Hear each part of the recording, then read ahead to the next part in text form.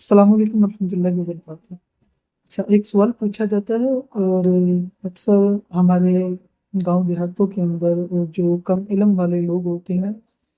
وہ اس سوال کو بہت زیادہ پوچھتے ہیں اور کرتے بھی ہیں کہ رمضان المبارک کا آخری جو جمعۃ المبارک ہوتا ہے نا، جسے جمعۃ الوداع کہا جاتا ہے،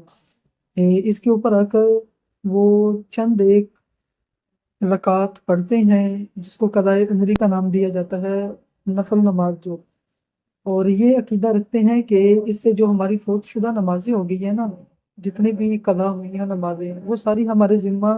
سے اتر چکی ہیں، جبکہ ایسا بالکل نہیں ہے۔ اعلیٰ حضرت امام محمد ظفر رحمۃ اللہ تعالیٰ علیہ سے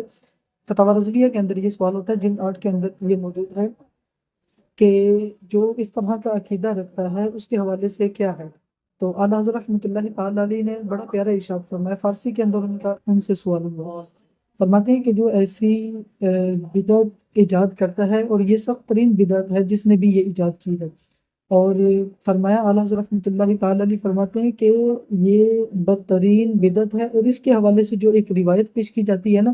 وہ موضوع ہے، وہ من گھڑت روایت ہے، اس کے اوپر آپ قابل عمل